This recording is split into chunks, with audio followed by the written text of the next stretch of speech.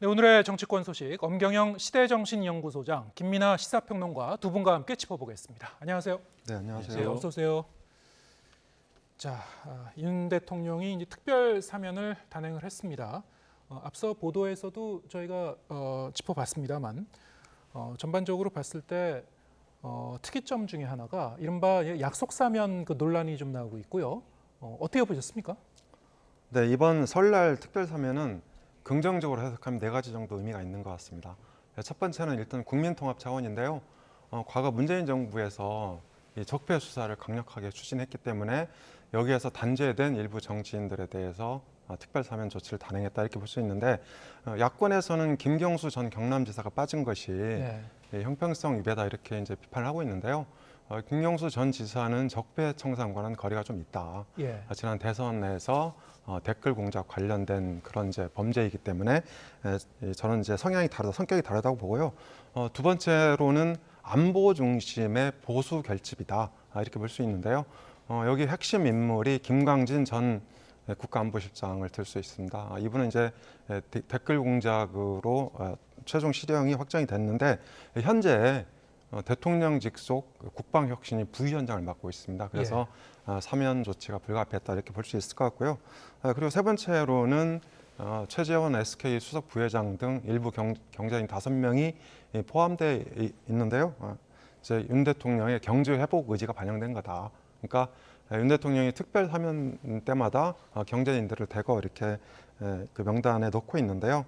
경제 회복을 위해서 기업인들의 길을 살려주자 이런 이제 의미가 있다고 봅니다. 그리고 마지막으로는 45만 명, 그러니까 이 경미한 처벌이나 중징계를 받은 자영업자들을 이제 대거 사면 대상에 포함시켰는데요. 자영업에 지금 굉장히 어려운 그런 상황이잖아요. 이들에게 이제 길을 좀 펴게 하고 또 이 설날을 맞이해서 뭔가 좀 그 어떤 그 재기의 그런 희망을 가질 수 있도록 조치를 취했다 이렇게 볼 수 있습니다. 예, 지금 말씀하신 대로 정치인, 경제인 등등 특별 사면 대상을 보면은 뭐 국민 통합이라든가 경제 활성화 취지를 이제 얘기를 하고 있습니다만 이른바 미리 이 사면 사실을 알려준 거 아니었나 지금 논란이 일고 있는 김관진 전 국가안보실장 그리고 김기춘 전 대통령 비서실장 이 부분에 대해서는 어떻게 보셨어요?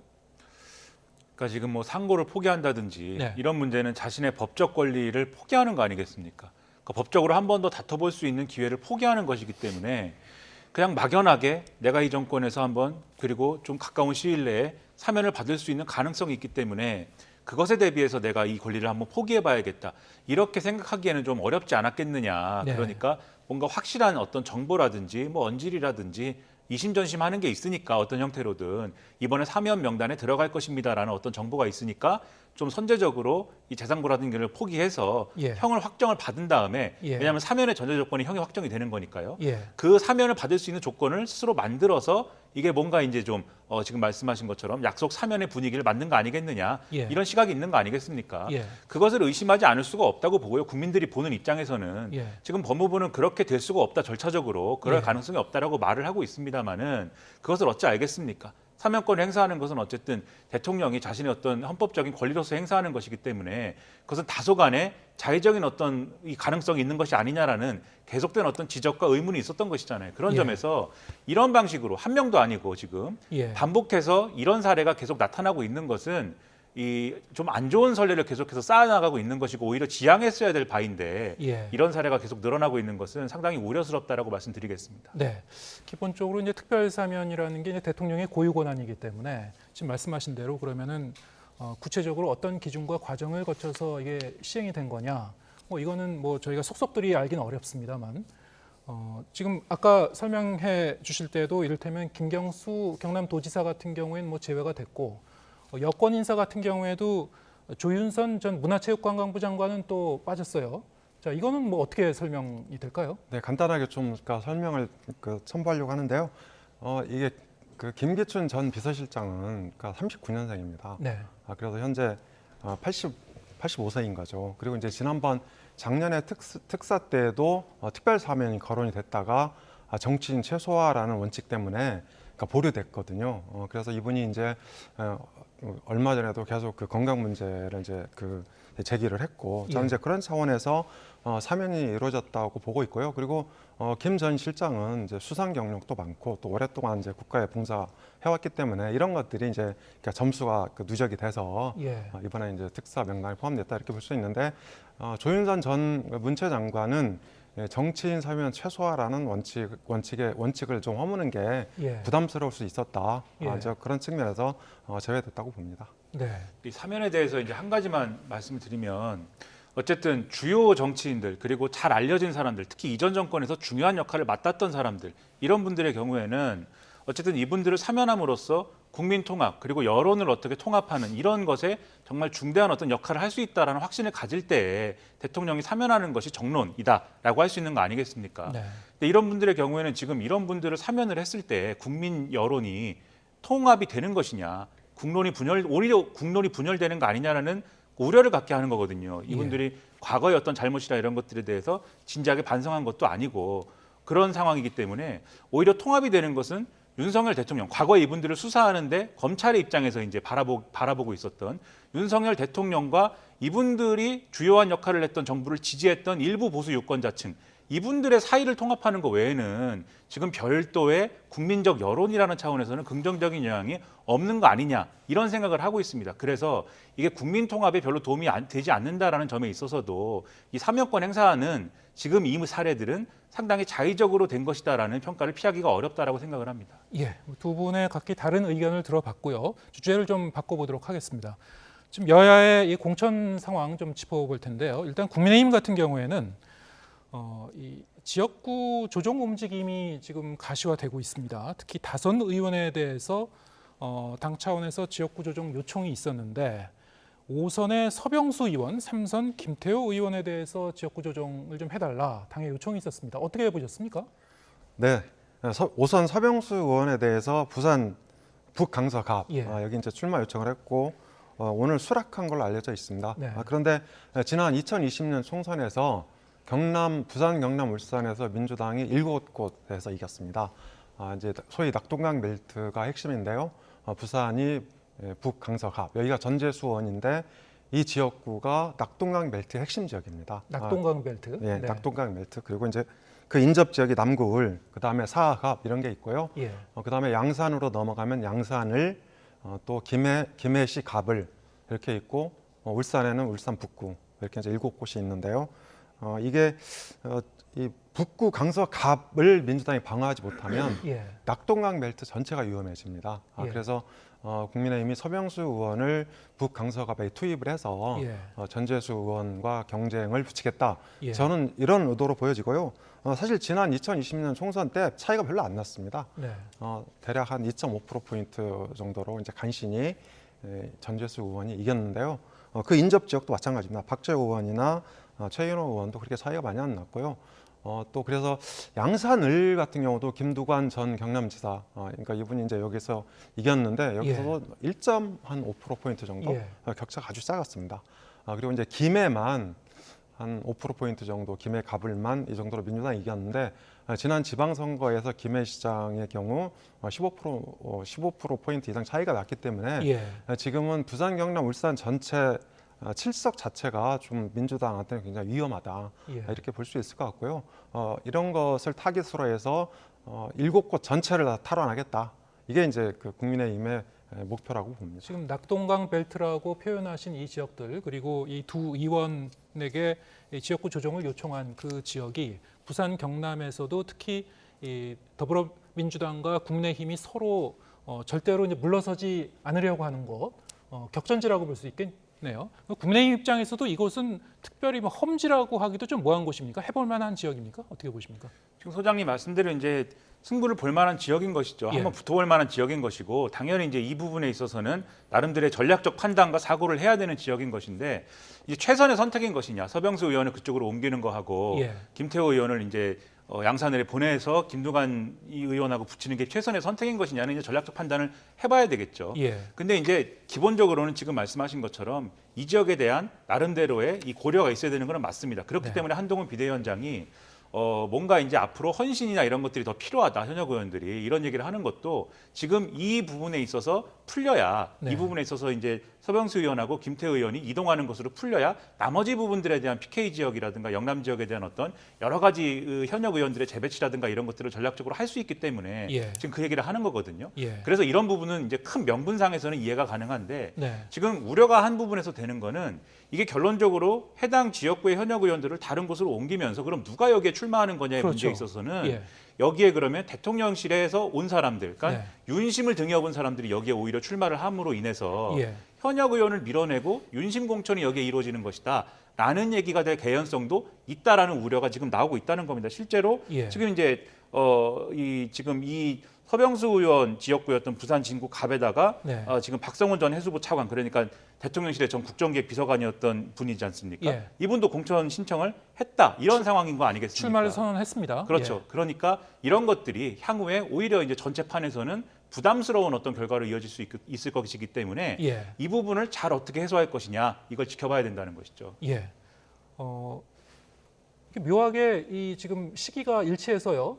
이 서병수 의원에 대한 이 지역구 조정, 그리고 거의 동시에 박성훈 전 해수부 차관, 용산 참모 출신입니다.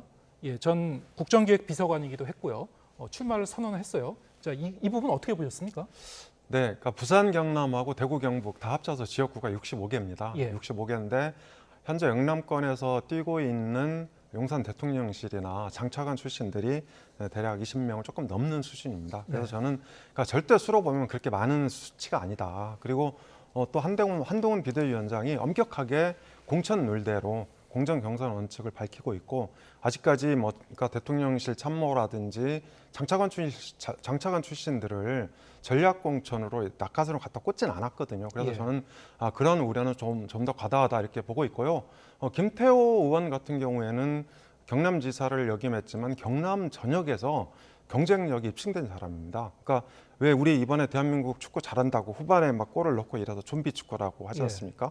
긍정적인 의미에서. 그런데 이 김태호 의원이 좀비 정치인 비슷합니다. 그러니까 2010년에 총리로 지명될 때가 자진 사퇴했거든요. 그리고 2011년에 김해의을 재보궐선거에 출마했어요. 예. 그래서 당시 그 국민참여당 후보가 이제 야권 단일 후보였는데 MB 정부 말기임에도 불구하고 이겼어요. 그래서 이 때문에 유시민 그 당시 국민참여당 대표가 정계 은퇴의 길로 갔다 이렇게 볼 수 있을 것 같고요. 2020년 지난 총선에서는 이 산청, 함양, 거창 여기서 무소속으로 당선된 인물입니다. 그래서 당시에 그 당에서 험지 출마를 공고했는데 그렇습니다. 예, 그것을 거부하고 무소속으로 나갔던 거 거부하고 아닙니까? 무소속 나갔는데도 불구하고 그러니까 당선을 했단 말이죠. 그래서 이 친화력 면에서는 거의 끝판왕이라고 볼 수 있고요. 예. 이런 사람이 이 김두관 의원 지역구 가서 그 전직 경남지사끼리 맞붙는다면 저는 총선 흥행도 되고 상당히 좋은 일이라고 봅니다. 거꾸로 얘기하면은 지난번 선거에서는 당의 이제 험지 출마 공고를 거부를 했었는데 이번엔 받아들일지 뭐 그건 좀 지켜봐야 되겠네요. 일단. 예. 네, 말씀하셨듯이 지난번에 당에 이제 창원 성산에 예. 나가라고 한 권고를 그 거부하고 무소속으로 출마한 거 아니겠습니까? 예. 이런 이력이 있기 때문에 사실 이번에 권고를 무시하기가 어려울 거다 이렇게 더더욱 봐야 그럴 되는 것이다. 거죠. 예. 왜냐하면은 2번 연속 거부하고 예. 예를 들면 무소속 출마라든가 뭐 이런 걸 선택할 경우에 예.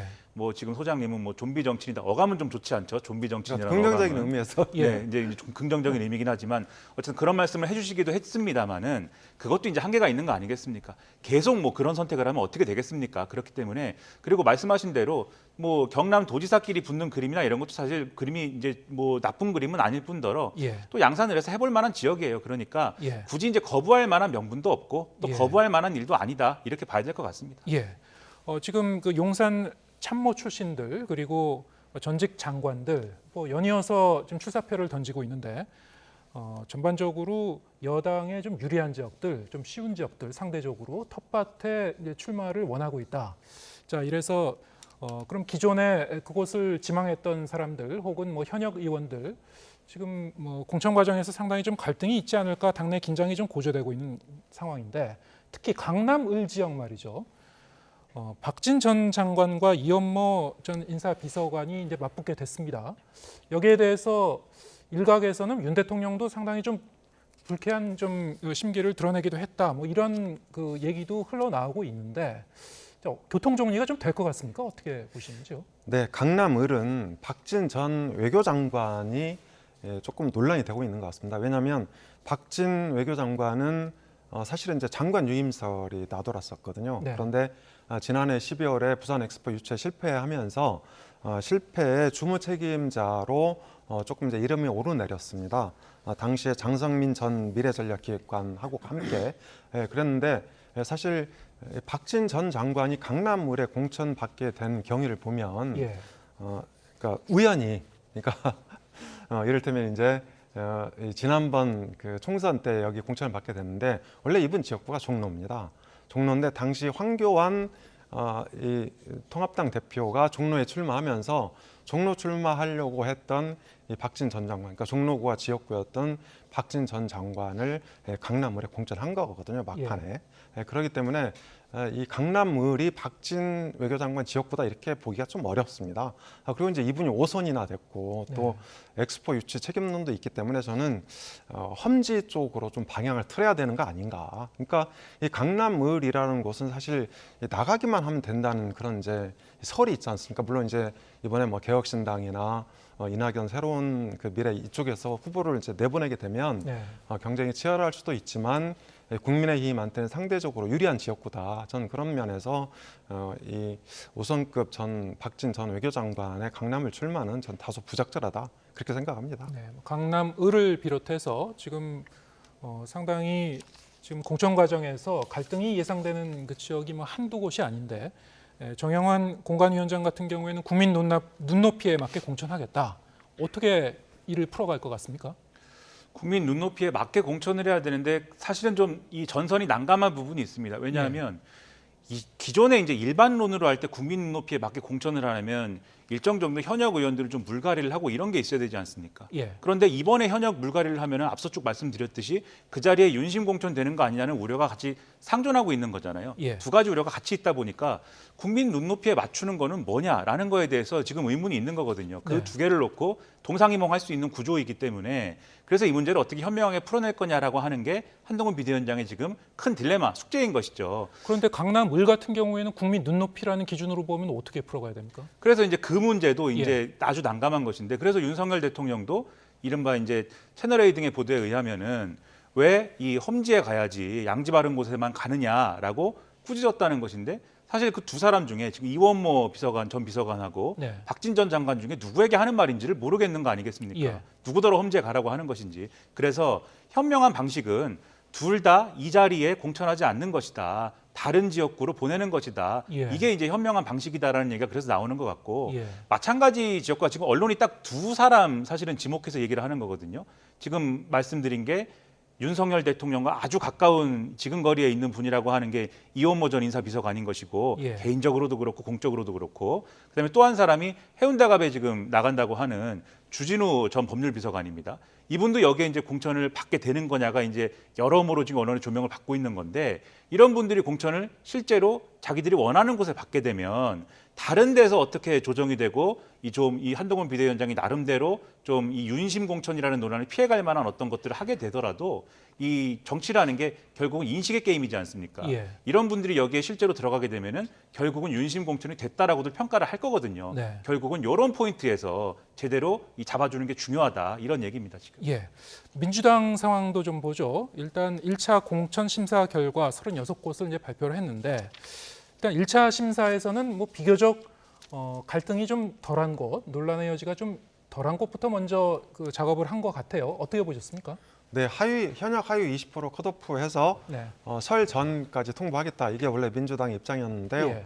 지금까지는 통보를 안 하고 있죠. 안 하고 있고 설 직후에 이제 한다고 알려져 있는데 이번에 단수 공천 13곳 그리고 이제 1차 경선 지역 발표를 했는데 이 단수 공천 13곳은 대부분 다 원외 지역입니다. 그러니까 이 당선 가능성이 크지 않은 곳들 중심으로 이제 공천을 했는데요. 이 중에서 눈에 띄는 지역은 박수현 전 청와대 정책수석인데요. 공주, 부여, 청양 여기에다 이제 단수 공천을 했습니다. 여기는 정진석 의원이 있는 곳이고요. 윤 대통령 고향으로 알려져 있죠. 예. 그래서 이게 좀 눈에 띄고요. 나머지는 이제 이 경선, 그러니까 뭐 비명과 친명 구도 뭐 이런 것들이 일부 나타나기도 했는데요. 송파을 같은 경우, 그러니까 배현진 의원이 있는 곳인데 여기에 박지원 전 비대위원장이 예. 이제 신청한 데입니다. 여기는 3인 경선 지역으로 지정을 했는데 결선을 안 하겠다. 네. 그러니까 1차에서 끝내겠다. 예. 이렇게 되면 박지원 전 비대위원장을 조금 배려한 그런 경선률이 아닌가 이렇게 생각이 되고요. 예. 그리고 일부 친명 대 비명 구도가 있습니다. 대전 동구의 비명계로 알려진 장철민 의원. 네. 여기에 이제 황인호 전 동구청장이 그러니까 도전하는 그러니까 이자 경선으로 정해졌는데 사실 대전 동구는 이장우 현 대전시장 원래 지역구입니다. 그래서 보수세가 강한 곳이라서 아마 민주당도 경선을 통해서 경쟁력 있는 인물을 뽑아야 되는 그런 이제 필요가 있는 그런 지역이고요. 이 당진은 이제 어기구 비명계 의원으로 알려져 있는데 예. 이분도 여기서 이제 재선을 했죠. 그런데 여기에 송노섭 전 교수 친명 그 후보를 붙여서 그러니까 이자 경선을 이제 그러니까 벌이게 돼 있죠. 그리고 광주 동남갑에는 윤현덕 원내대변인 이분도 비명인데 여기에 정진옥 이재명 캠프 대변인 이렇게 이제 비명 대 친명 구도가 몇 군데가 이렇게 나와 있습니다. 네. 그런데 이제 1차 심사 결과에서는 지금 말씀하신 대로 몇 가지를 이제 지적해 주셨습니다만 아직까지는 뭐 아주 뜨거운 그 현안이라든가 갈등의 조짐은 뭐 드러나진 않고 있고 문제는 이제 하위 이 20% 평가 그것을 이제 통보하는 그 순간부터 아니겠습니까? 말씀하신 대로 이제 설 연휴 이후로 좀 그것이 가시화되지 않을까 싶은데 지금 민주당 뭐 당 안팎에서도 계속 좀 주시하고 있는 것 같아요. 당사자들도 상당히 좀 관심이 많을 것 같은데 이틀 전에 이재명 대표와 문재인 전 대통령이 만남을 가졌죠. 자, 그 자리에서 뭐 단합을 강조하기도 하고 뭐 용광로 얘기도 나오고 그랬는데. 자, 이 공천을 앞두고 어떻게 이 문제들을 풀어갈까요? 좀 그 화합과 단합을 강조하는 쪽으로 좀 해법을 풀 수 있을 것 같습니까? 어떻게 보십니까? 화합과 단합을 강조하지 않을 수 없는 것이죠. 예. 그런데 모든 일이 잘 풀리고 화합과 단합이 잘 될 것 같은 게 기본적인, 그러니까 우리가 흔히 말하는 디폴트면 화합과 단합을 굳이 강조를 안 해도 될 거 아니겠습니까? 계속해서 화합과 단합을 강조해야 되고 문재인 전 대통령을 이재명 대표가 만나야 되고 거기서 좋은 얘기를 나눠야 된다는 상황 자체가 화합과 단합이 앞으로 어려울 것이다라는 것을 보여주는 것이죠. 그래서 저는 좀 눈여겨봐야 될 대목이 문재인 전 대통령을 만나서 좋은 말만 사실 나누지 않았습니까? 그런데 언론도 그렇고 당내에서도 그렇고 이 자리에서 사실 이재명 대표하고 문재인 전 대통령이 나눈 얘기 중에 이견이 드러날 만한 대목에 오히려 좀 더 이제 집중하고 그 대목을 조명하는 거잖아요. 그 중에 하나가 이제 선거제 관련된 것으로 연상되는 발언이었던 거고, 그게 이제 대선까지 바라보면 여러 세력들하고 좀 단합해가지고 선거를 치를 필요가 있다라고 하는 취지의 문재인 대통령 발언에 대해서 이게 뭔가 준연동형제를 유지하라는 취지로구나라고 해석했던 그 부분인 거고 또 하나 이제 주목해야 될 게 문재인 대통령이 그런 발언했다는 거 아닙니까? 이게 일종의 좀 이 공천이나 이런 것들의 공정성을 기하기 위해서는 좀 일부 이 인사들이 희생해줘야 될 필요가 있다 이런 취지로 얘기를 했는데 그 예로 든 게 과거에 자신이 이제 좀 새정치민주연합 대표하다가 이후에 이제 김종인 비대위원장 오고 하면서 이해찬 의원이라든가 이런 분들이 이제 공천을 받지 못하게 되는 과정이 있지 않았습니까? 그 사례를 들면서 그러한 희생이 필요하다라고 했는데 이게 어떻게 보면은 현역 의원이 희생해야 된다는 말처럼 들리기도 하고 어떻게 보면은 대표의 측근이 가까운 사람이 희생해야 된다는 말처럼 들리기도 하고 이중적 의미처럼 들리잖아요. 당내에서 이 양쪽에 있는 사람들이 그 두 가지 의미를 자기들의 어떤 맞는 방식으로 아전인수에서 지금 대립하는 구도가 지금 나타난 측면도 있는 거거든요. 그래서 모양새는 만들려고 하지만 결국 설 연휴 지나면 이 대립 그리고 충돌 이런 것은 지금 말씀하신 하위 20% 문제도 그렇고 또 본격적인 공천 관련 발표 나는 것도 그럴 것이고 피할 수 없는 문제가 드러날 것이다라고 봅니다. 지금 저희 대담 시간이 한 2, 3분 정도밖에 안 남은 것 같은데 그러면은 그 지금 말씀하신 준연동형으로 지금 가기로 한 것, 자, 이 부분이 물론 이 거대 양당의 뭐 여러 가지 이해가 좀 맞물려 갖고 들어가는 그런 측면도 있을 수 있습니다만 물론 이제 국민의힘에서는 상당히 좀 반발을 하고 있습니다. 제3지대나 수정당에서도 반발하고 있고 그렇다면 서로의 이제 셈법은 어떻게 될 것인가? 무엇보다도 지금 이제 관심은 뭐 양당은 그렇다고 치더라도 제3지대에 어떤 영향을 줄 건가 이게 이제 관심인 것 같습니다. 어떻게 보십니까? 소수 정당 그리고 제3지대는 뭐 유불리 어떻게 좀 따져봐야 될까요? 네, 원래 연동형 비례제를 도입한 이유가 정치 양극화를 완화하고 다당제 기반을 마련하고 소수 정당을 배려하자 예. 이 세 가지였거든요. 그런데 오히려 거대 양당이 유성 정당을 만들면서 이 상황이 반대로 되고 있다. 그러니까 거대 양당 체제가 되레 강화되고 있고 또 오히려 유권자들의 선택권도 제한되고 있다 이렇게 볼 수 있는데요. 현재 그러니까 현역 의원이 있는 당, 그러니까 거대 양당 유성 정당을 만들면 9개가 됩니다. 예. 거대 양당 2개에다가 유성 정당 2개, 뭐 녹색 정의, 뭐 개혁신당, 새진보연합 등등 이렇게 이제 9개가 되는데요. 그러니까 선거제도 자체가 뒤죽박죽 됐다. 네. 이렇게 이제 볼 수밖에 없을 것 같고요. 지난 총선 때를 기준으로 한다면 비례대표를 배출했던 당이 5개입니다. 5개인데 이번에도 이제 거대 양당이 유성 정당을 만들면 2개가 비례대표를 배출하게 되는 거고요. 그리고 지금 신당 쪽에서는 이준석 신당이 다소 지금 앞서가 있거든요. 여기가 있고 그다음에 정의하고 녹색당이 이제 같이 또 출범을 했죠. 네. 그래서 녹색 정의당. 그럼 이제 지금까지 4개 아닙니까? 그다음에 이낙연 주도의 새로운 미래.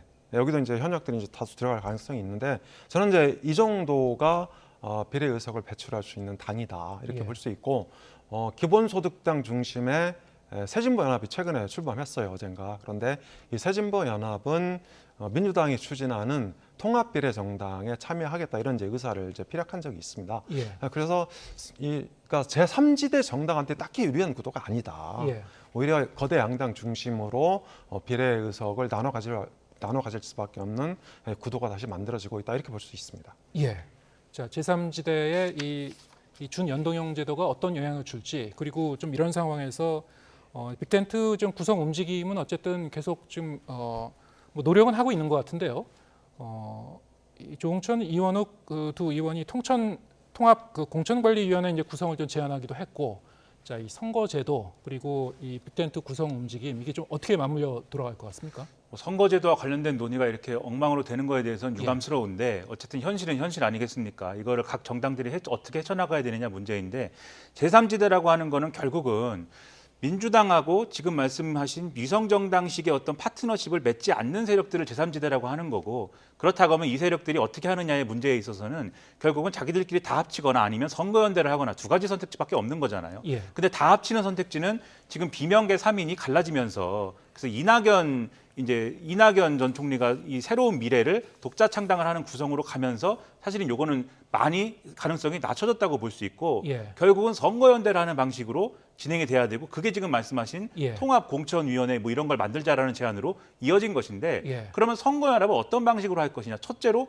지역구 후보들의 기호를 통일하는 방식이 되려면 그것을 위한 정당이나 이런 것들을 따로 만들어야 될 것이고요. 예. 그리고 비례 명부를 뭐 단일화하려면 이 제3지대에 어떤 해당하는 정당들이 참여하는 플랫폼 비례정당을 따로 만들어야 될 것이고 예. 이런 식의 여러 가지 꼼수랄까 편법이랄까 이런 것들까지 동원해야 할 수도 있거든요. 네. 그런 것까지 하는 것인지 아니면 대략적으로 슬로건이랄지 색깔이랄지 뭐 이런 것 정도만 맞추고 각자 다른 기호, 각자 다른 어떤 얘기들로 예. 대략적인 것들만 맞춰나가는 선거연합을 할 건지 예. 이 어떤 수준이 될 것인지를 지켜봐야 되는데 유권자들이 보기에는 그 정도의 어떤 파급력이 될 것이냐는 상당히 의문보로 남을 것 같습니다. 예. 아무튼 이제 합당보다는 선거 연대 쪽으로 이제 가고 있는 것 같다. 근데 좀 어떤 방식으로 구체화되는지는 좀 더 지켜봐야 되겠군요. 알겠습니다.